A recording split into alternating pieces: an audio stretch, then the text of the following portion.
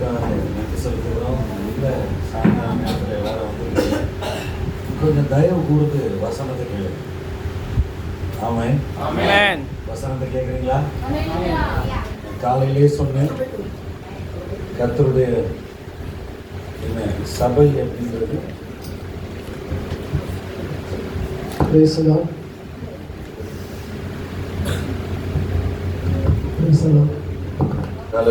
கர்த்தருடைய சபை என்பது பரலோகம் போற கூட்டம். எங்க போற கூட்டம்? பரலோக போற கூட்டம். சபை வந்து பரலோகத்துடைய தூதரகம். ஆமென். ஆமென். நீங்க மாம்சத்துல வாழ்றீங்க, நீங்க உலகத்துல வாழ்றீங்க, நீங்க உங்களுடைய சொந்த சுய அந்த சிந்தனையில வாழ்றீங்க. அதை விட்டு வெளியே வரணும். கர்த்தருடைய வார்த்தையிலையும் கர்த்தருடைய ஆவியானவர்னால பரலோக ஆசீர்வாதத்திலையும் வாழும். சரியா?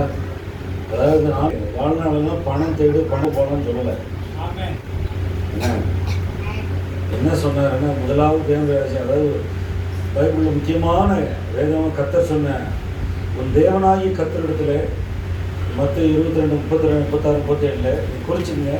முழு இதயத்தோடும் முழு ஆத்மாவோடும் முழு மனதோடும் முழு பலத்தோடும் அன்பு புரிவாயாக.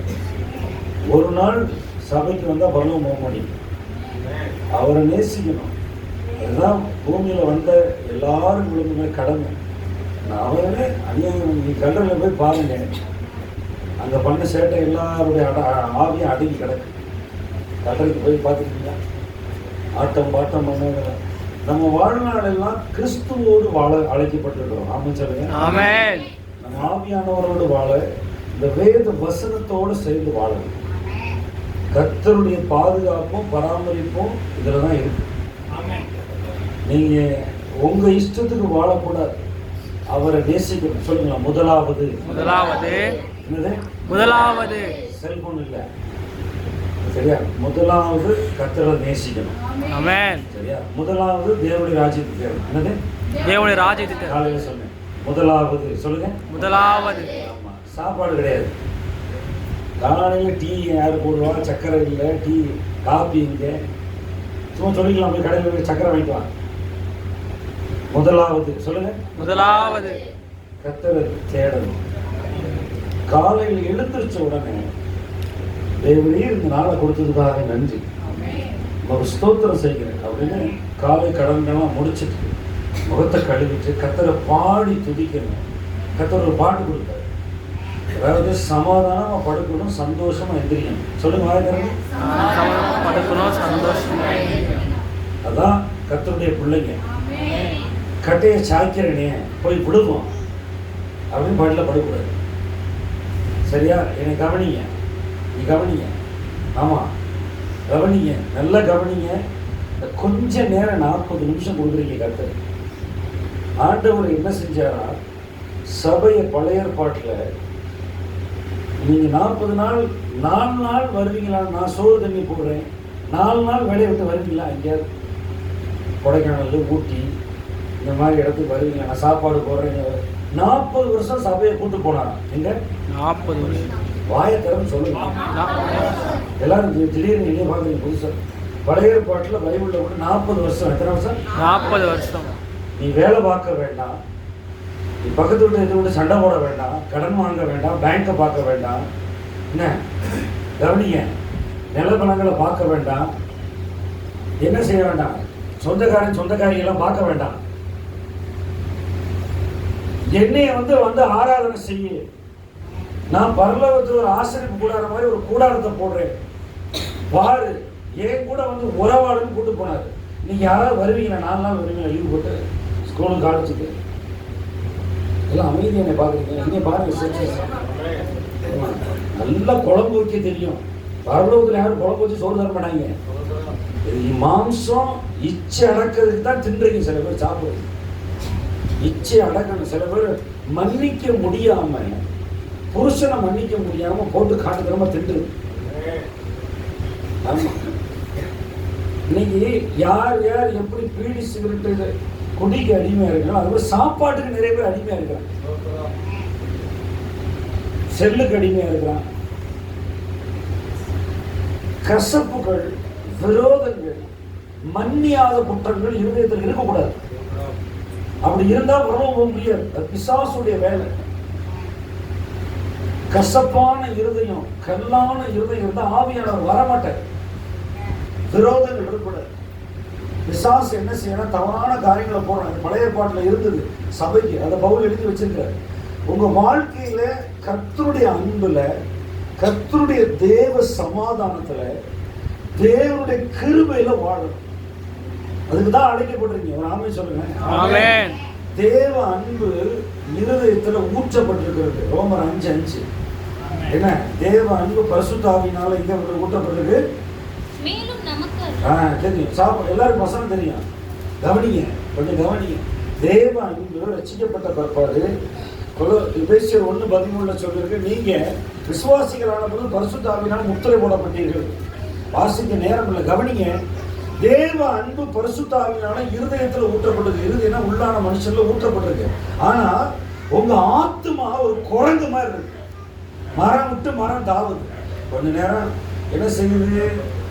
மாம்சத்துல வாழுது. கொஞ்ச நேரம் ஞாயிற்றுக்கிழமை வந்தா நல்லா இருக்கு, சபைக்கு சோத்திரம் அல்லேலூயா போடும்போது. அப்புறம் ஆத்மா என்ன செய்யுது அப்படின்னா உலக பக்கம் போயிடுது. நம்ம செல்லை பார்த்தா ஆத்மா என்ன செய்யுது?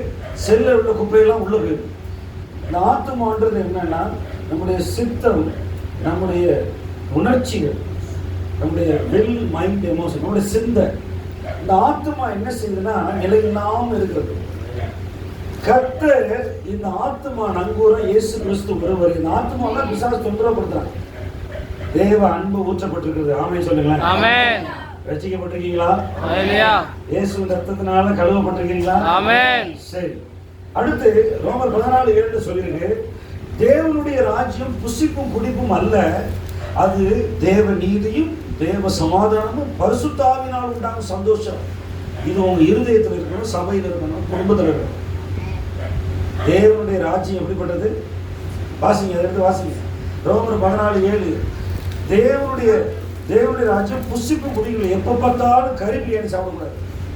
உங்க ஊர்ல பார்த்தா பிரியாணி கடையா இருக்கு, சாராய கடையில் பிரியாணி கிடையாது. என்ன கேவலம்! என்ன நல்லா கவனிங்க. மாம்சத்துக்காக வாழக்கூடாது. மாம்ச சிந்தை மரணம் போடுது. ரோமர் 8. ரோமர் எடுத்துக்கலாம் 14:7 வாசிக்கலாம். சரி, அதுக்கு 14 அதுக்கு அடுத்த வசனம் வாசிங்க. நாம் பிழைத்தாலும் கர்த்தருக்கென்று பிழைக்கிறோம், நாம் மரித்தாலும் கர்த்தருக்கென்று மரிக்கிறோம். கீழே 17 வாசிங்க. 17. தேவனுடைய ராஜ்யம் அழிவில்லாத இந்த சபை என்ன இல்ல? என்ன பாருங்க, தாய்மார்களே, மனைவிமார்களே, சகோதரிகளே, விளக்குன பாத்திரத்தை விளக்குனா பரலோகம் கிடைக்காது.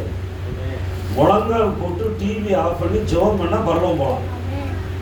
என்ன? ஆமென். புத்தியுள்ள ஸ்திரீ வீட்டை கட்டுங்கள், புத்தி இல்லாதவளோ கைகளெல்லாம் இழுத்து போடுகிறாள். நீதிமொழி 14:1. ஸ்திரீ நினைச்சா வீட்டை கட்டலாம், ஸ்திரீ நினைச்சா புருஷனை ஓட்டி விடலாம். அவர் ஆமென் சொல்றார். கவனிங்க. எப்ப பார்த்தாலும் கல்யாணம் பண்ண பிற்பாடு அம்மா வீடு, அக்கா வீடு, அம்மா வீடு, அக்கா வீடு போகக்கூடாது. முழங்கால் போட்டு தேவ சித்தம் உங்க குடும்பத்துல நடக்கணும். ஆண்டவரே என் வீட்டுல சமாதானம் இருக்கும், நீங்க ஜெபிக்கணும். ஒரு நாள், ஒவ்வொரு நாளும் தேவனுடைய ராஜ்யம் சொல்லுங்க. தேவனுடைய ராஜ்யம் நீதியும் சமாதானமும் பரிசுத்த ஆவியினால் உண்டாகும் சந்தோஷமும் மாயிருக்கிறது. கிச்சன்லேயே கிடக்கூடாது. பெண்ணா பிறந்த எல்லாருமே என்ன செய்யணும்? ஒரு நாளைக்கு ஒரு தடவை சமைச்சா போதும். மற்ற நாள் வயிறுல ஈரத்துண்டை போட்டு படுத்துங்க. ஆமென். வர ஆமென். எதுக்காக ஆண்டவர் பழைய ஏற்பாடு சபையை வனாந்தரத்துக்கு கூட்டு போனாரு? குழம்பு வைக்க கூட்டு போனாரு. வசனத்தை எடுத்து வாசிப்போம் பாருங்க. எனக்கு நேரம் இல்லாதனால 1 Corinthians 10 எடுங்க. 1 Corinthians அப்போஸ்தலனாகிய பவுல் சபைக்கு எழுதுற, உங்களை மாதிரி என்னைய மாதிரி சபைக்கு கர்த்தர் பவுல் 8ஆம் அதிகாரம், 9ஆம் அதிகாரம், 10ஆம் அதிகாரம், 11ஆம் அதிகாரம் சேர்த்து தான் திருவிருந்தை பத்தி சொல்லியிருக்கு. மன்னிச்சு கொள்ளுங்க. 1 Corinthians 10 8, 9, 10 நீங்க வீட்டில் போய் வாசிங்க 11 வரைக்கும். எல்லாரும் அடிக்கடி திருவிருந்து எடுக்கும்போது 11ஆம் அதிகாரத்தை மட்டும் வாசித்து எடுத்துருவோம். இல்ல 1 Corinthians 10 1 வாசிங்க. இப்படி இருக்கிற சபையில் உள்ள சகோதரரே, நீங்கள் எவைகளை அறிய வேண்டும் என்று நினைக்கிறேன் என்றால், நம்முடைய பிதாக்கள் எல்லோரும் மேகத்துக்கு கீழாய் இருந்தார்கள். எல்லாரும் சமுத்திரத்தின் வழியாய் நடந்து வந்தார்கள். எல்லாரும் மோசேக்குள்ளாக மேகத்தினாலே சமுத்திரத்தினாலும் ஞானஸ்நானம் பண்ணப்பட்டார்கள். எல்லாரும் ஒரே ஞான போஜனத்தை புசித்தார்கள். போதும் பாருங்க, நீங்க பாருங்க, ஒரு நிமிஷம் பாருங்க. ஆண்டவர் 32 லட்சம் பேருக்கு ஒரே தடவை ஞானஸ்நானம் கொடுத்துட்டாராம். கவனிங்களேன், 32 லட்சம் பேருக்கும் ஞானஸ்நானம், எல்லாருக்கும் திருவிருந்து கொடுத்தாரு. அப்பமும் திராட்சரசம். இது புத்திக்கு விளக்குதா உங்களுக்கு? கீழே வாசிங்க, அடுத்து வாசிங்க.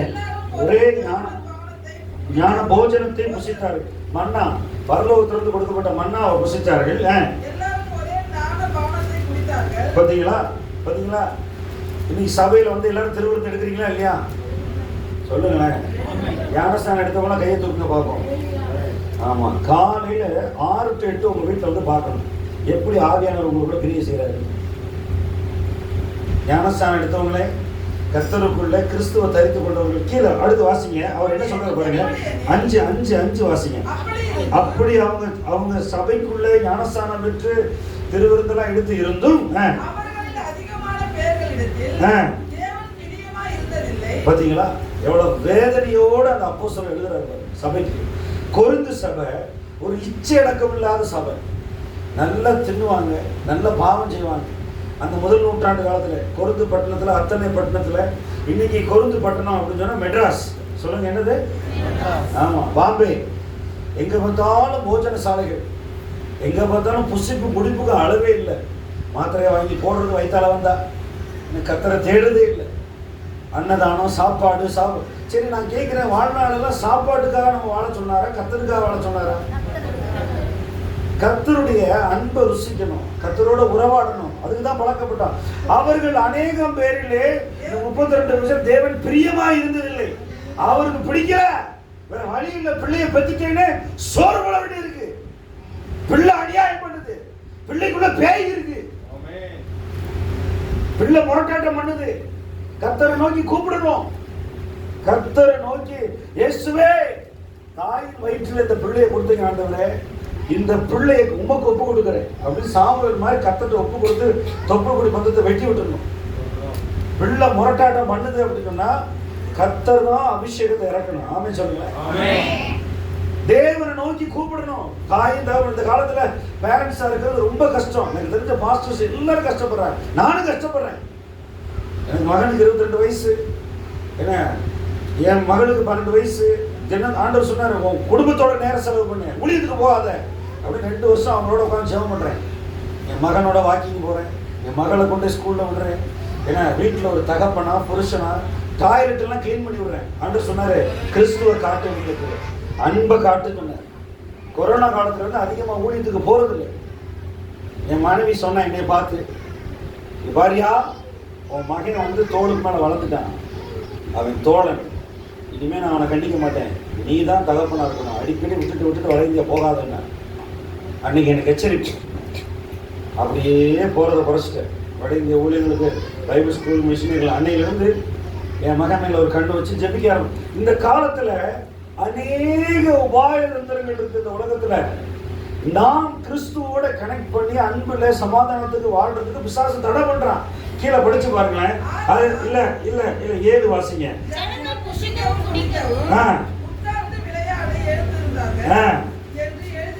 போல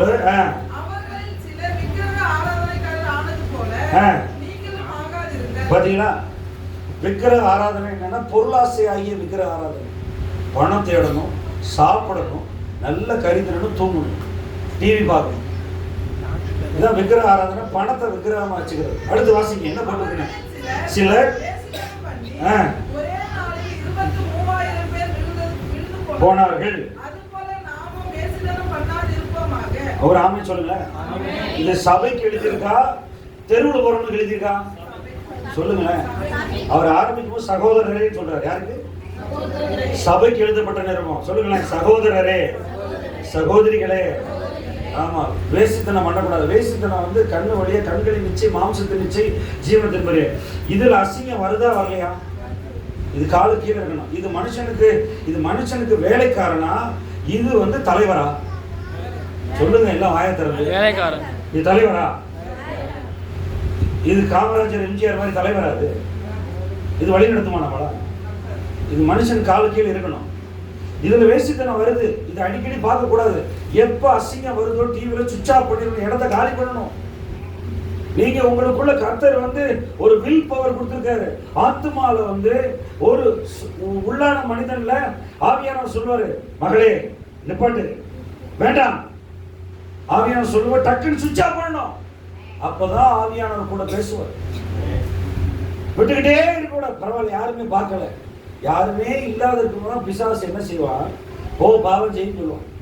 பாவம் வந்து மாம்ச சிந்தை மரணம். பாவம் மரணத்துல இங்க சிந்தையில உங்க ஆத்துமால தான் உண்டாகுது.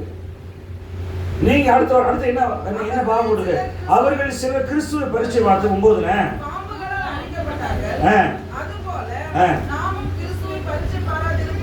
பாத்தீங்களா? என்ன பாருங்க, பாவம் செஞ்சுட்டு மன்னிப்பு கேட்டுக்கலான்றது அயோக்கியத்தனம். அதான் பரிச்சை பார்க்கறது. ஆண்டவர் வந்து பொறுத்து பார்ப்பாரு. எல்லா பாவத்தையும் மன்னிக்க மாட்டார். சொல்லுங்களேன், எல்லா பாவத்தையும் நியாயம் தீர்ப்பார். பைபிள்ல போட்டிருக்கு. 1 யோவான்ல நீங்க 5ஆவது வீட்டுல பாருங்க, மரணத்துக்கு ஏதுவல்லாத பாவம் உண்டு, மரணத்துக்கு ஏதுவான பாவம் உண்டு. மரணத்துக்கு ஏதுவான பாவத்தை ஒருவன் செய்தால் அவனுக்காக பிரார்த்தனை பண்ண, ஜெபம் பண்ண சொல்லேன் அப்படின்னு கர்த்தர் சொல்லியிருக்காரு. 1 யோவான் 5:18-19. சரியா கவனிக்கிறீங்களா? கிறிஸ்துவ பரிச்சை பார்க்கலாமா? சொல்லுங்க, என்னை பாருங்களேன், சலனப்படாதீங்க, கொஞ்சம் கவனிங்க. வசனம் உங்க இருதயத்துல போகணும்னு ஆசைப்படுறேன், கொஞ்சம் கவனிங்க. அதாவது நல்லா கவனிங்க. உங்களை கர்த்தர் உயிரை கொடுத்து ரட்சித்து ரத்தத்தினால கழுவி உங்களுக்கு திருவிருந்து கொடுத்து தம்முடைய அன்பினால உங்களை சபையில வந்து சம்பாதிச்சு வச்சிருக்கிறார். இப்ப என்ன செய்யக்கூடாது? நீங்க மறுபடியும் நாய் கக்குனது போகக்கூடாது. ஓசியா சாப்பாடு தராய், கறி பிரியாணி 4 விக்கிர கோயில தராயின்னு சாப்பிட போலாமா? சொல்லுங்க. சாயங்காலம் கறி வந்து 400 ரூபாய்க்கு விற்கிறாங்க கிலோ, அப்படின்னு ரூபா வர்றான், வாங்கி சாப்பிடலாமா? அவசரப்பட்டு ஓசி சாப்பாடு சாப்பிடாது. சொந்தக்காரன் ரசிக்கப்படாதவனா இருந்தாலும் சரி, வெஜிடேரியன் சாப்பிடணும், இல்ல வேண்டாம்னு சொல்லிட்டு வரணும். அவனை பார்த்து தான் கர்த்தர் சந்தோஷப்படுவார். இது என் பிள்ளை, இது எனக்கு பிறந்த பிள்ளைன்னு கர்த்தர் சொல்லுவார். ஓசி சாப்பாடு, ஓசி கறிச்சோறு, சிக்கன் பிரியாணி, மட்டன் பிரியாணி உங்களுக்கு வேண்டாம். கர்த்தர் உங்களுக்கு கொடுத்த கண்டுபிடியே தருவார். நீங்க எல்லாரையும் ராஜா வீட்டு பிள்ளைங்களா இல்லையா? ராஜாக்களும் ஆசாரியரும் ஆக்கி வச்சிருக்காரு. அடுத்து பாருங்க, அடுத்து என்ன போட்டிருக்காரு? அவர்கள் சிலர் முறுமுறுத்து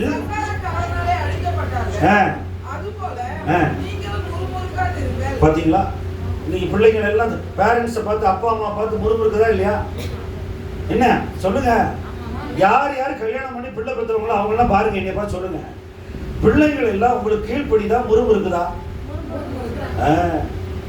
கடைசி நாட்கள்ல தாய் தகப்பனுக்கு கீழ்ப்படியாதவர்கள் இருப்பாங்க. நான் என் வாழ்க்கையில எனக்கு 50 வயசு ஆச்சு, நான் சொல்றேன், எப்பேற்பட்ட படிப்பு படிச்சாலும் சரி, உலகமெல்லாம் சுத்தி அமெரிக்கால போய் கோடிக்கணக்கா சம்பாதிச்சாலும் சரி, தன் தாயும் தகப்பனை கனம் பண்ணா அவனைத்தான் கர்த்தர் ஆசீர்வதிப்பார். எபேசியர் வாக்குத்தத்தம் உள்ள 1ஆம் கற்பனை, உனக்கு நன்மை உண்டாயிருக்கும்படி வாழ்நாள்ல பாக்கியம் உண்டாகும்படி தாயும் தகப்பனை கனம் பண்ணுவாங்க.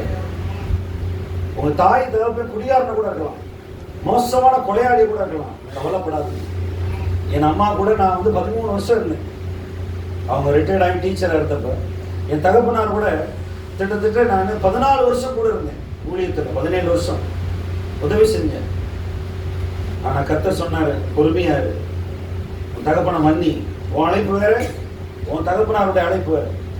நீங்க பரலோகத்துல நல்ல பாக்கியம் உண்டாயிருக்கணும், வியாதி நோய் நொடி வராம இருக்கணும்னா தாய் தகப்பனுக்கு விரோதமா பேசாது.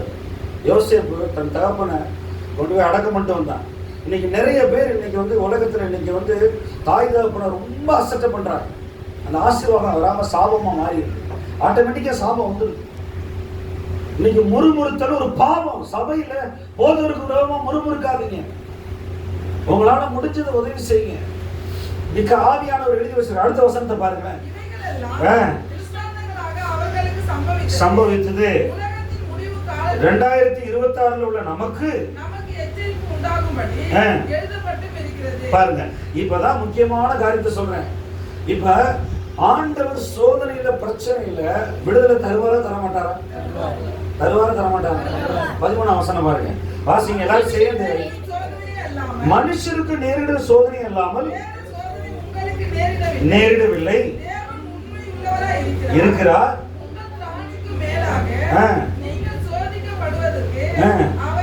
அவர் இடம் கொள்ளாமல்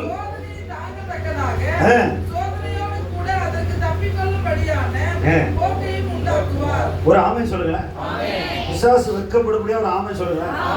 இன்னொரு ஆமை சொல்லுங்களேன். இந்த வசனத்தின்படி எனக்கு ஆண்டவர் டெலிவரன்ஸ் பண்ணார். தப்பித்துக் கொள்ளும் போக்கு என்னன்னா விடுதலை ஊழியர்கள். ஆவியானவர் வந்து இறங்கி எங்க கசப்பு இருக்கோ, எங்க உங்களுக்கு மன்னியாத குற்றம் இருக்கோ, எங்க சாத்தான் உங்களோட விரோதங்களை கட்டி வச்சிருக்கிறானோ அதை உடைச்சு விடுவார். அதுதான் டெலிவரன்ஸ், தப்பித்துக் கொள்ளும் போக்கு. எனக்கு ஆண்டவர் வெளிப்படுத்தினார். ஆனா நீங்க ஒப்பு கொடுத்து அர்ப்பணிக்கல, என்னமோ நடக்குது, அவர் கை வச்சா என்னமோ வெள்ள கீழே விழுகிறாங்க, இப்படி அவிசுவாசமா இருந்தா உனக்கு ஒண்ணு கிடைக்காது. உங்களுக்கு ஒண்ணு கிடைக்காது. அப்படியே போங்க, போய் அப்படியே காட்டு வாக்குல 40 வருஷம் சும்மா நடந்து தெரிஞ்சாங்களாம். 40 வருஷம் பழைய பாட்டில் என்ன செஞ்சாங்க? சும்மா நடந்து தெரிஞ்சாங்க. இன்னைக்கு நிறைய பேர் சபைக்குள்ள இருந்தும் சந்தேகம், பயம், அவிசுவாசம். நிறைய பேர் தேவன் சொன்னது உண்டோ அப்படின்னு சொல்ல கேட்டுட்டு உட்காந்துருக்க. எந்த ஊழியக்காரனும் எவன் டிவியில யூடியூப்ல வர்றானோ அவை எல்லாம் பணத்துக்காக அலைகிற குள்ளநரி. இங்க எழுதியிருக்காரு ஆண்டவரே, ஆவியானவர் எல்லா தேசத்துக்கும் உலகத்துல உள்ள 800 கோடிக்கு எழுதிட்டாரு. எத்தனை கோடிக்கு சொல்லுங்க? எல்லாரும் ஒரே சுவிசேஷமா வேற வேற சுவிசேஷமா? இந்தியாவுக்கு ஒரு சுவிசேஷம், சிங்கள நாட்டுக்கு ஒரு சுவிசேஷம், சைனாக்காரனுக்கு ஒரு சுவிசேஷம், அமெரிக்கா வெள்ளக்காரனுக்கு ஒரு சுவிசேஷமா? அவர் எழுதி கொடுத்துட்டாரு. எழுதி இருக்கிறதே ஆண்டவர் சொன்னாரு, நான் உங்களை நியாயம் தீர்க்கவில்லை. ஏன்னா யோவான் 12 நான் சொல்லிய வசனமே உங்களை நியாயம் தீர்க்கின்றார். ஊழியக்காரன் எவன் யூடியூப்ல கோட்டு சூட்டு போட்டுக்கிட்டு எனக்கு பணம் அனுப்பு, எனக்கு பணம் அனுப்பு, கீழே கண்டதுக்கு ஜிபே அனுப்புன்றான். அதுக்கப்புறம் களவாடி போய அவன் ஆத்துமாக்களுக்காக கண்ணீர் விட்டு ஜெபிக்க மாட்டான். ஸ்தலம் போதவர் தான் முழங்கால் போட்டு ஜெபம் பண்ணுவார். உங்களுக்காக வந்து ஜெபம் பண்ணுவார். ஆமென். யூடியூப் எல்லாம் பார்த்து வரணும் போக முடியாது. நீங்க பரிசுத்தமா வாழணும், நீங்க ஆண்டவர் கீழ்ப்படியணும், ஒரு சபையில இருக்கணும். ஒரு ஆமென் சொல்லுங்களேன், சத்தமா ஆமென் சொல்லுங்களேன். நான் ஒரு உதாரணத்துக்கு சொல்றேன். அதாவது 4 சண்டே 4 சர்ச்சுக்கு போனீங்கன்னு வச்சுக்கீங்களேன், விளங்காத வாழ்க்கை. என்ன நல்லா கவனிங்க. ஒரு ஐஸ்வர்யன் லாசர் கதை எல்லாருக்கும் தெரியும். அவன் செத்து பரலோகம் போயிட்டான். பரலோகம் போய் ஐஸ்வர்யன் போய் 2 பேரும் வேற வேற இடத்துக்கு போனாங்க. லாசரு வேற இடத்துக்கு போனா, ஐஸ்வர்யன் வேற இடத்துக்கு போனா. ஐஸ்வர்யன் வந்து பாதாளத்துல இருந்து ஆபிரகாம் பார்த்து கேட்கிறான், எனக்கு 5 அண்ணன் தம்பி இருக்காங்க. எத்தனை பேர்? 5. அங்க போய் தான் வளர்ந்து போறாரு ஐயா. இங்க இருக்கிற வரைக்கும் அண்ணன் தம்பி பத்தி தெரியல. சொல்றாரு, அவங்கள மரித்தவர் இருந்து ஒருத்தர் உயிரோடு வருதுன்னா லாசரு திரும்ப போய் எங்க வீட்டுல போய் சுவிசேஷன் உள்ள 5 பேருக்கு அப்படின்னு சொல்றாரு. அப்ப என்ன ஆபிரகாம் சொன்னாரு, ஐயா அப்ப வந்து சுவிசேஷன் எல்லாம் ஆவியானவர் கொடுக்கப்படல. பழைய ஏற்பாட்டு காலம் இயேசு கிறிஸ்து அங்க இருந்தார். இது வந்து ஓமா கிடையாது, நடந்த சம்பவத்தை கர்த்தர் சொல்லி இருக்கிறார். என்ன நல்லா கவனிங்க. அங்க ஆண்டவர் சொல்றாரு, அவர் ஆபிரகாம் சொல்றாரு, அங்க வந்து சர்ச் இருக்கு, அங்க தீர்க்கதரிசி ஆபிரகாம் இருக்கு, அங்க 10 கட்டளை இருக்கு, அங்க ஒரு ஊழியக்காரன் இருக்கான். இந்த 5 அண்ணன் தம்பியும் அங்க கீழ்படிஞ்சா கீழ்படிட்டோம், இல்லாட்டினா நீ போன இடத்துக்கு போட்டுப்பா. புரியுதா? நிறைய பேர் என்ன செய்யணும், சபையை மதிக்கிறதே இல்லை. சபை என்னமோ கிளப்பு, சபை வந்து ஏதோ பண்டாரை வாழ வைக்கும் சோசியல் சர்வீஸ், பொது தொண்டு நிறுவனம். இது பொது தொண்டு நிறுவனம் இல்ல, இது ஆவிக்குரிய ஆஸ்பத்திரி. இங்க இருக்கிறவங்க நாங்க எல்லாரும் பரலோகத்தின் சித்தத்தை செய்ய இருக்கிறோம். தயவு செய்து இதுல சொல்லப்பட்ட 1 கொரிந்தியர் 10 சொல்லப்பட்ட ஏதாவது பாவம் இருந்தா கர்த்தர்ட்ட ஒப்புரவாய், கர்த்தர்ட்ட ஒப்புரவாய். ஆண்டவரே என்னை பிசாசு சோதிக்கிறான், ஆண்டவரே உங்களுடைய ஆவியை என் மேல ஊற்றுங்க, எனக்கு விடுதலை ஊழியம் தாங்க, என் புருஷனை மன்னிக்க முடியல, எனக்கு கடன் வாங்கினவனை மன்னிக்க முடியல, கடன் வாங்கி ஓடி கொடுக்காம போய் ஓடிவிட்டான் பல வச்சான், எனக்கு நிலத்தை திருடவனை மன்னிக்க முடியல, அவனை மன்னிக்கிறேன் அப்படின்னு சொல்லி நீங்க திருவருக்கு எடுத்து மன்னிச்சீங்கன்னா சோதனையிலிருந்து ஆண்டவர் தப்பித்து கொண்டு போய் போக தருவார். ஆமே சொல்லுங்க. இன்னொரு வசனத்தை எடுங்களேன், இன்னொரு வசனத்தை எடுங்களேன். எபிரேயர் 3ஆம் அதிகாரம், நான் முடிக்க போறேன். எபிரேயர் 3ஆம் அதிகாரம், அங்க ஒரு ஆவியான ஒரு ரகசியத்தை சொல்லி வச்சிருக்காரு பாருங்களேன். அந்த 40 வருஷம் சபை, பழைய ஏற்பாட்டில் இருந்த சபை ஏன் அவங்க உள்ள போகல, அந்த கானான் தேசத்துக்குள்ள ஏன் போக முடியல அப்படின்றத ஆவியானவர் எழுதி வச்சிருக்காரு பாருங்க. அதுல 12ஆம் வசனம் பாருங்க. 13. சகோதரரே, ஜீவனுள்ள தேவனை விட்டு விலகுவதற்கு ஏதுவான அவிசுவாசம் உள்ள பொல்லாத இருதயம் நீங்கள் எச்சரிக்கையாயிருங்கள். உங்களில் சபையில் இருக்க உங்களில் ஒருவனாகிலும் பாவத்தின் வஞ்சனையினாலே கடினப்பட்டு போகாதபடிக்கு இன்று எண்ணப்படும் அளவும் ஒருவருக்கொருவர் புத்தி சொல்லுங்கள். பாத்தீங்களா என்ன பண்ற? அவிசுவாசம் உள்ள கடினமான இருதயம். சில நேரம் சர்ச்சுக்கு போக முடியல அப்படின்னு காலையில தோணுதுன்னா ஞாயிற்றுக்கிழமை அன்னைக்கு தான் குளிச்சுட்டு சாப்பிடாம இங்க உட்காந்துருக்கணும். என்னைக்கு எல்லா நாளும் கலகம் வராது. இன்னைக்கு ஞாயிற்றுக்கிழமை கொஞ்ச நேரம் கூட தூங்கிக்கிறேனே, கர்த்தர் ஆராதி விட மாட்டாங்க சார். ஞாயிற்றுக்கிழமை தான் பயங்கர சண்டை வரும் வீட்டுல. சும்மா கிடக்கிற நாய் தான் அன்னைக்கு வெறி மாதிரி கடிக்கும். இல்ல ஆமா சொல்றீங்க, அவர் நடக்குது போடுது. ஞாயிற்றுக்கிழமை கர்த்தரை ஆராதிக்க கிறிஸ்தவ வீட்டுல என்னன்னா அப்படி ஒரு அலங்கரிக்கும். அன்னைக்குதான் என்ன செய்யணும்னா துண்டக்கான துணியக்கான ஓடி இங்க முழங்கால் போட்டு இயேசுவே ஸ்தோத்திரம் ஸ்தோத்திரம், இன்னைக்கு உபவாசத்துக்காக நன்றி நன்றி நன்றி. இன்னைக்கு கிச்சன் கிளீன் அன்னைக்குதான் ஜெபிக்கணும். என்னைக்கு உங்களை ரொம்ப சோதிக்கிறானோ அன்னைக்கு கர்த்தரை தேடணும். ஆமென் சொல்லுங்க. அவிசுவாசம் உள்ள பொல்லாத இருதய பிள்ளைகளுக்கு வரக்கூடாது. நல்லா யோசிங்க. நிறைய பேர் எதுல தப்பு பண்றாங்க அப்படின்னா திருமணத்துல தப்பு பண்றாங்க. அதாவது ஆணும் பெண்ணும் ஆண்டவர் படைச்ச நோக்கம் என்னன்னா, பேசிய 6ஆவது அதிகாரத்துல சபை கிறிஸ்துவம் சொல்லுங்களேன். என்ன சொல்லுங்க? சபை கிறிஸ்துவம். சபை தலை, கிறிஸ்து. சரியா? ஆண்டவர் ஆதாம் ஏவாளை எது உண்டாக்குனாருன்னா, சபைனா பெண், அவ அழகா இருப்பா. நீதிமொழிகள் 31 உங்க மனைவியை பத்தி போடல. ஹலோ கவனிங்க, என்ன பெண்களை பத்தி போடல, சபையை பத்தி போட்டிருக்கு. எதை பற்றி? சபை. சபை வியாபார கப்பல் போல் இருக்கிற சியோன் அப்படின்னா சபை, மவுண்ட் சாயன் பரலோகத்துல. ஒரு பெண்ணானவள் சபையை போல இருக்கணும், சபை குடும்பத்தை கட்டணும். ஒரு பெண்ணானவள் கிறிஸ்துவ நேசிக்கணும். ஒரு ஆண்பளை கிறிஸ்துவ போல உண்மை உள்ளவனா, நீதிமானா, ஒரு அன்புள்ளவனா இல்லைன்னா கல்யாணமே கட்டக்கூடாது. திருட்டு போயிருக்கும், வேசித்தனம் பண்றவன கல்யாணம் பண்ணக்கூடாது. சகோதரிகளே சொல்றேன், எனக்கு 3 அக்கா தங்கச்சி, 3 பேர் கல்யாணம் பண்ணி வச்சுட்டு தான் கல்யாணம் பண்ணேன்.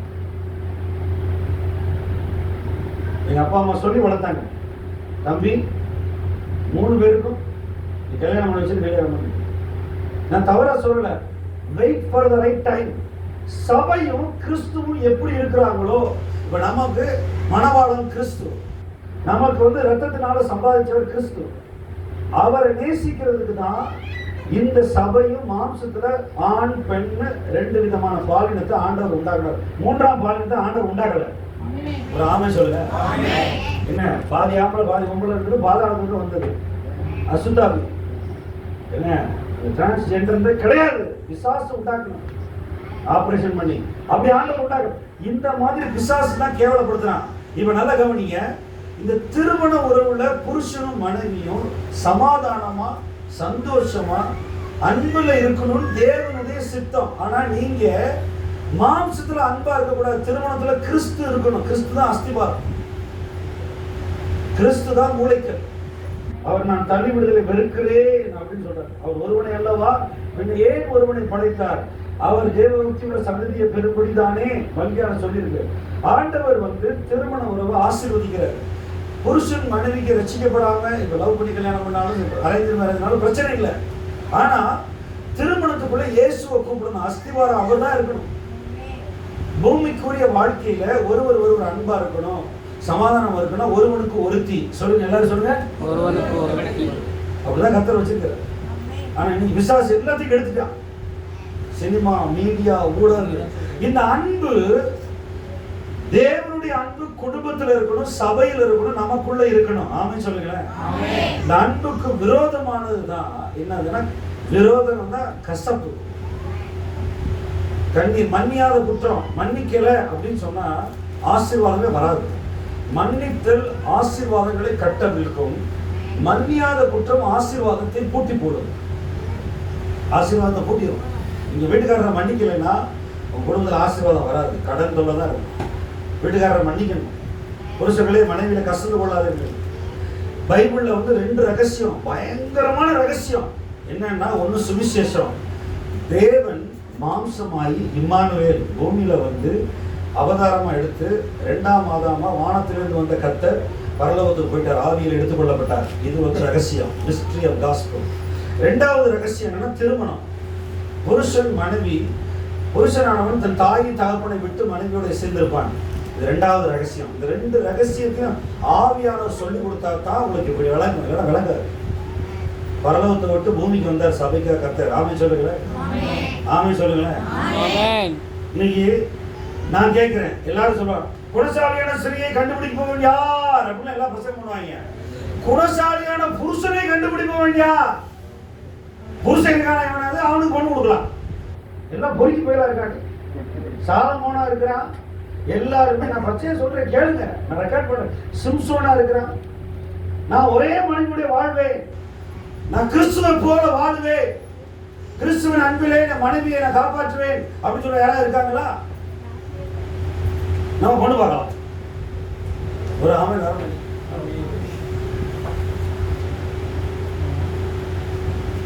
ஆண்டவர் வந்து சீக்கிரம் வரப்போறார். கடைசி வெளிப்படுத்த விசேஷம் சொல்லியிருக்கு, அநீதி செய்கிறவன் இன்னும் அநீதி செய்யட்டும், அசுத்தமா இருக்கிறவன் இன்னும் அசுத்தமா இருக்கட்டும். அது 2 ஒரு குரூப். என்ன, பரிசுத்தமா இருக்கிறவன் இன்னும் பரிசுத்தமா இருக்கட்டும், நீதி செய்கிறவன் இன்னும் நீதி செய்யட்டும். 4 குரூப் தான் இருக்காங்க உலகத்துல. அநீதி செய்கிறவன் இன்னும் அநியாயம் செய்யட்டும். அநியாயம், அநீதி. பாவம் வேற, அநியாயம் வேற, அக்கிரமம் வேற, கொடுமை வேற, வன்முறை வேற, ஒண்ணு வேற வேற. கர்த்தர் வர போறாரு. கர்த்தர் உலகத்தை நியாயம் தீர்க்க போறாரு. நம்ம வந்து கர்த்தரை தேடணும். அது கீழே அந்த வசனத்தை வாசிக்க நான் முடிச்சுக்கிறேன். பாருங்க, நான் 17ஆம் வசனம் 3, 17, 18 பாருங்க. மேலும் அவர் 40 வருஷமாய் யாரை அரவசித்தார்? பாவம் செய்தவர்கள் அல்லவா? அவருடைய சவங்கள் வனாந்திரத்துக்கு விழுந்து போயிடுச்சு. 19 வாசிங்க சிஸ்டர். ஆதலால் அவிசுவாசத்தினாலே பார்க்கிறோம். ஆமென் சொல்லுங்களேன். எல்லாரும் என்ன செய்யணும்னா, இப்ப நம்ம வந்து சபைக்கு வர்றீங்க, அந்த கொஞ்ச காலம் குளிர் ஆயிருங்க. யோவான் கொஞ்ச காலம் பிரயாசமா வெளிச்சமா இருந்ததுனால இப்ப சபைக்கு வர்றீங்க, திருவிருந்து எடுக்கிறீங்க, சபையில் ஐக்கியமாக இடர்கள் வருது, வசனத்தை நிமித்தம் இடர்கள் வருது, பிரச்சனை வருது. உடனே என்ன செய்யணும்? அவிசுவாசமா பேசுறது. என்ன சபைக்கு போயிட்டு பாஸ்டர் என்ன பண்றாரு, பாஸ்டர் சரியில்லை அப்படின்ட்டு போயிடுது. நான் கேட்கிறேன், நல்லா கேட்கிறேன், ஆண்டவர் மாறவே மாட்டார். சொல்லுங்க. 6000 வருஷம் ஆனாலும் சரி, இன்னொரு 6000 வருஷம் ஆனாலும் மாற மாட்டார். நீங்களும் நானும் தான் மாறணும். உலகத்துல அவ்வளவு அழுக்கு இருக்கு, குப்பை. உலகத்துல அவ்வளவு குப்பை. அவிசுவாசம்னா அன்பிலீவிங் ஹார்ட், அதாவது சந்தேகம், பயம், அவிசுவாசம் 3 சேர்ந்து வரும். சேர்ந்தே இருக்கும். எங்க சந்தேகம் இருக்கோ அவிசுவாசம். நம்ப மாட்டாங்க, வசனத்தை நம்ப மாட்டாங்க, சபையை நம்ப மாட்டாங்க, திருவிருந்தை நம்ப மாட்டாங்க. நல்லா கவனிங்க, நிறைய பேர் இடர்கள் அடைஞ்சு போயிடுவாங்க. ஆண்டவர் தப்பித்துக் கொள்ளும்படி போக்கை உண்டு பண்ணுவார். ஆமென் சொல்லுங்க. எந்த இடத்துல உங்களுக்கு இடர்கள் வருதோ ஆண்டவர்கிட்ட ஒப்பு கொடுங்க. ஆண்டவரே, என் சோதனையில சிக்கிக்கிட்டேன், எனக்கு விடுதலை தாங்க அப்படின்னு ஆவியானவர் வந்து கிளீன் பண்ணுவார். ஆவியானவர் வந்து நிரப்புவார். இயேசு நாமத்தினாலும் இயேசு ரத்தத்தினாலும் ஆவியானவர் வந்து கிளீன் பண்ணுவாரு. அதுதான் சுத்தம் பண்றதுதான் அந்த டெலிவரன்ஸ், விடுதலை ஊழியங்கள். ஆவியானவர் உங்களை சுத்தம் பண்ணுவார். எப்பேற்பட்ட சூழ்நிலை இருந்தாலும் கர்த்தர்ட்ட ஒரு சொட்டு கண்ணீர் விட்டா வருவாரா வரமாட்டாரா? அது எவ்வளவு பெரிய சூழ்நிலை இருந்தாலும் நான் நிறைய உதாரணம் சொல்லுவேன். பெண்களுடைய ஜெபம் ரொம்ப வல்லமை உள்ளது. ஆமா, ஆகார் வந்து கண்ணீர் விட்டா யாருமே இல்லை. துறவண்டியில பிள்ளை சாக கிடக்குன்னு உடனே தூதன் அனுப்புனார். அதே போல அண்ணாள் கண்ணீர் விட்டா எனக்கு பிள்ளை இல்லைன்னு ஆண்டவர் உடனே உனக்கு நான் பிள்ளையை தரேன் போ அப்படின்னு சாமாலை கொடுத்தாரு. அவன் பைபிள்ல நிறைய இடங்கள்ல பெண்கள் ஆண்டவர் இடத்துல பெண்கள் முழங்கால் போட்டு ஜெபிச்சாங்கன்னா, பானுவேலின் குமாரத்தி ஆகிய அண்ணாள் லூக்கா 2ஆம் அதிகாரத்துல 84 வயதான் தினந்தோறும் ஜெபம் பண்ணிட்டு இருந்தான். அவ கர்த்தரா இயேசு கிறிஸ்துவோட பிறப்பை பார்த்துட்டு மரிச்சான். நீங்க உங்க குடும்பம் மாறணுமா, விடுதலை ஆகணுமா, வீட்டுக்காரரு சோர்ந்து போகாதீங்க, ஜெபிங்க. ஆமென். லூக்கா 12ஆம் அதிகாரத்துல ஒரு அநியாயம் உள்ள ஒரு நியாயாதிபதி, ஒரு லாயர் இருந்தானா, ஜட்ஜி. அப்ப ஒரு விதவை போய் அடிக்கடி கேட்டு கொண்டான். விதவை போய் அடிக்கடி கேட்ட, எனக்கும் எனக்கு எதிராளிக்கும் காரியத்தை நியாயம் செய்யணும். இந்த விதவை வந்து போய் பேசுறது தூக்கமே வரலையா அவனுக்கு. இந்த ஜட்ஜிக்கு என்ன வரல, தூக்கமே வரல. அவன் படுத்துக்கிட்டு சொன்னானா, இந்த விதவை என்னை அந்த அலட்டை சொல்றாங்க அப்படின்னு நான் அவருக்கு நியாயம் செய்யணும். அப்ப ஆண்டவர் சொன்னாரு, இந்த அநீதிகளை நியாயாதிபதி சொன்னதை பாருங்க. அதே போல தம்மை நோக்கி இரவும் பகலும் கூப்பிடுகிற விஷயத்துல அவர் நீடிய பொறுமை உள்ளவராயிருந்து நியாயம் செய்யாமல் இருப்பாரோ, சீக்கிரத்துல நியாயம் செய்வார். என்ன செய்வார்? உங்களுக்கு டெலிவரன்ஸ் வேணும்னா ஒப்பு கொடுங்க, ஆண்டவர் வந்து உங்களை சுகப்படுத்துவார். இன்னைக்கும் ஆண்டவர் வந்து எங்களை மாதிரி ஊழியக்காரனை அனுப்பியோ அல்லது செல்ஃப் டெலிவரன்ஸ் தானாவே உங்களுக்குள்ள நீ எங்க கண்ணீர் விட்டு முழங்கால் போட்டு ஜெபிக்கிறீங்களோ அங்கேயே மின்சாரம் மாதிரி ஆவியானவர் வந்து இறங்கிடுவார். விளையாட்டு கிடையாது, விளையாட்டு கிடையாது. ஊழியக்காரன் மேல கை போட விட மாட்டாரு. புதிய ஏற்பாட்டுல அப்போஸ்தலர் நடவடிக்கையில பேதுருவை கொல்ல பார்த்தான். ஏரோது முதல்ல யாக்கோபை கொண்டுட்டான். பேதுருவை வச்சு இன்னும் நிறைய வருஷம் ஊழியம் இருக்குன்னு சொல்லிட்டு ஆண்டவர் தூதனை அனுப்பி பரலோகத்திலிருந்து ஒரு வீட்டுல ஒரு சபையில இந்த மாதிரி சபையில ஜெபிக்கிறாங்க. ரோதைன்ற பெண்ணு வீட்டு வாசல்ல வந்து பேதுருவை வந்து நிக்கிறார். அப்ப ஆண்டவர் எவ்வளவு வைராக்கியம் பிடிச்சவர் பாருங்க. ஜெபம் பண்ணா அந்த இடத்துக்கு ஆவியானவர் வந்துருவாரு. உங்களுக்கு டெலிவரன்ஸ் வேணுமா, இந்த மாதிரி பாவத்துல இருந்து மன்னிப்பு கேளுங்க. ஆண்டவரே நான் முணுமுணுத்தெல்லாம் மன்னிங்க, தாய் தகப்பனுக்கு விரோதமா பேசுறதெல்லாம் மன்னிங்க, ஆண்டவரே என்னை ஹீல் பண்ணுங்க. ஆனாலும் ரொம்ப பிடிவாதமா இருந்தீங்கன்னு வச்சுக்கலாம், ஆண்டவர் ஒப்பு கொடுத்துருவாரு. ஆண்டவர் என்ன செய்வாரு, போய் நீ நாசமா போய் ஆட்டம் போடணும், அப்ப ஆட்டம் போடு. ரோமர் 1ஆம் அதிகாரத்துல ஆண்டவர் என்ன செய்ய, அவர்கள் இச்சை ரோகங்களுக்கு ஒப்பு கொடுத்துட்டாரு. ஓ இச்சை ரோகங்களுக்கு அவலட்சணமா இருக்கேன் அப்படின்னு சில நேரம் ஆண்டவர் என்ன செய்வார், குறுக்க நிக்கவே மாட்டார். யோனான்ற ஊழியக்காரன் ஆண்டவரை வலது கைக்கும் இடது கைக்கும் வித்தியாசம் தெரியாதவங்களை ரட்சிப்பீர் எனக்கு ஏற்கனவே தெரியும். லட்சத்துக்கு அதிகமான பேர் சொல்லுங்க, சத்தமா சொல்லுங்க. 40 நாள் உபவாசம் இருந்தாங்க. எத்தனை நாள்? கோழி ஆடு மாடெல்லாம் சாப்பிடல. ஆண்டவர் வந்து நியாயத்திற்கு விளக்கிட்டார். ஆனா அந்த ஊழியக்காரன் என்ன செஞ்சானா, நான் சாகுறது நல்லதுதான் அப்படி பிடிவாதமா இருந்தான். ஆண்டவர் விட்டுட்டார். ஊழியக்காரன் மணந்துருக்குல. இன்னைக்கு நிறைய பேர் என்ன செய்யறாங்க, சபைக்கு வந்து இடல் அடைகிறாங்க, பிடிவாதமா இருக்காங்க. மாம்சத்துல மரணம் வரையும் பிடிவாதமா இருக்காங்க. எவ்வளவோ ஊழியக்காரங்க பிரசங்கம் பண்ணியும் விசுவாசிக்க மாட்டேங்கிறாங்க, அவிசுவாசமா இருக்காங்க. ஆவியானவர் வந்து ஊழியம் செய்கிறார், அதுதான் டெலிவரன்ஸ். ஆவியானவர் வந்து உங்களை சுகப்படுத்துகிறார், உங்களை எல்லா சோதனையிலிருந்து விடுதலை ஆக்குகிறார். ஆமே.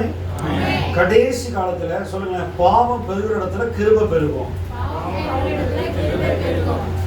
அந்த வசனத்தை எடுத்து பார்ப்போம், ஜெபம் பண்ணுவோம். பாருங்க ரோமர் 5:20 பாருங்க. ரோமர் 5. உங்க சூழ்நிலை மத்தியில கர்த்தர் உள்ள வருவார். உங்க சூழ்நிலை சொல்லுங்க. நியாய பிரமாணம் வந்தது. அப்படி இருந்தும் பாவம் பெருகின இடத்தில் கிருபை அதிகமாய் பெருகிச்சு. ஒரு ஆமென் சொல்லுமா? பாவம் பெருகின இடத்துல என்ன செய்யும்? பாவம் வந்து ரொம்ப பெருகுதுன்னு வச்சுக்கோங்க. எங்க பார்த்தாலும் பாவம் இருக்குன்னு வச்சுக்கங்களேன். ஆண்டவர் வந்து தூதர்களை அனுப்பி சோதோம் குமாரர்கள் லோத்து குடும்பத்தில் 2 பொம்பளை பிள்ளைங்க ஆண்டவர் வெளியே கொண்டு செய்வாரா செய்ய மாட்டாரா? செய்வாரா செய்ய கொலை பண்ணிக்கிட்டு கொலை பண்றேன்னு ஏரோது பயமுறுத்தும் போது ஆண்டவர் பேதுருவை வெளியே கூட்டு வந்தாரா இல்லையா? சொல்லுங்களேன். ஆண்டவரால செய்ய முடியாத காரியம் ஒன்று உண்டா? விசுவாசிக்கிறீங்களா? உங்க பிரச்சனை பெருசு சொல்லிக்கிட்டே இருக்கான்.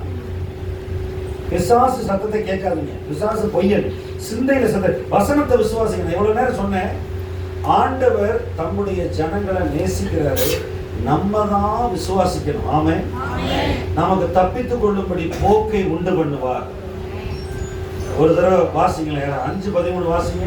சாரி, 1 Corinthians 10:13 வாசிங்க. நம்ம ஜெபிப்போம். மனுஷனுக்கு நேரிடுற சோதனையே அன்றி வேற சோதனை உங்களுக்கு நேரிடவில்லை. தேவன் எக்காலத்தில் உண்மை உள்ளவராக இருக்கிறார். உங்கள் திராணிக்கு மேலாக நீங்கள் சோதிக்கப்படுகிற பிசாசினால் சோதிக்கப்படுகிறதுக்கு இடம் கொடாமல் சோதனையை தாங்கத்தக்கதாக சோதனையோடு கூட அதற்கு தப்பிக்கொள்ளும்படியான ஒரு வழியை உண்டாக்குகிறார். ஆமென் சொல்லுங்க. சொல்லுங்க. ஆவியானவரே எங்களை நிரப்புங்க, எங்களை நிரப்புங்க. அப்படியே முழங்கால் போடுவோமா? அப்படியே முழங்கால் போடுவோம். அப்படியே எல்லாரும் நான் சொல்ற ஜெபத்தை சொல்லுங்க. நான் பாவ மன்னிப்பின் ஜெபத்தை உங்களுக்கு நடத்த போறேன். எந்த சூழ்நிலையாக கர்த்தர் உங்களை நிரப்புவார். நீங்க எல்லாரும் ஜெபம் பண்ண போறோம். எல்லாரும் இந்த நேரம் கலைய வேணாம், அப்படியே ஜெபம் பண்ணு. அப்படியே முழங்கால் பண்ண சொல்லுங்க. கிருபையுள்ள தகப்பனே சொல்லுங்க. இல்லை சார், இயேசுவின் நாமத்தினாலே நாங்கள் ஒருமனப்படுகிறோம். இந்த நாளிலே நீங்க சபைக்கு எழுதின வார்த்தைகளை நாங்கள் கேட்டோம். எங்கள் குற்றம் குறைகளை மன்னிங்க. எங்கள் சூழ்நிலையின் மத்தியில மாம்ச பலவீனத்திலே அநேக தரம் சோதிக்கப்படுகிறோம். ஆவியானவரே, நீர் எங்கள் தேற்றரவாளர், எங்கள் உதவியாளர். உதவி செய்யுங்க. இப்பொழுதும் ஆண்டவரே, உடைய வெளியேறப்பட்ட ரத்தத்தினாலே எங்களை கழுவுங்க. எங்க குடும்பத்தில் இருக்கிற எல்லா பிசாசினுடைய கட்டுகள் இயேசுவின் நாமத்தினால் நீங்குவதாக. நாங்கள் சுவிசேஷத்தை விசுவாசித்து கிறிஸ்துவின் ரத்தத்தினால் வாங்கப்பட்டோம். நாங்கள் கர்த்தருடைய பிள்ளைகள். கிறிஸ்து எங்களுக்குள்ள இருக்கிறார். ஆவியானுடைய வல்லமை எங்களுக்குள்ளே. மாம்சத்துக்கு நாங்கள் இடம் கொடுத்ததை எங்களை மன்னியும், மறுபடியும் உயிர்ப்பியும். உள்ளான மனுஷனிலே உங்களுடைய பலன் தாருங்க. கிருபையாயிருங்க. எங்களுடைய குடும்பத்தையும் எங்களுடைய வேலை சூழ்நிலையும் எங்களுடைய பொருளாதார சூழ்நிலையிலும் கர்த்தருக்கு ஒப்புக் கொடுக்கிறோம்.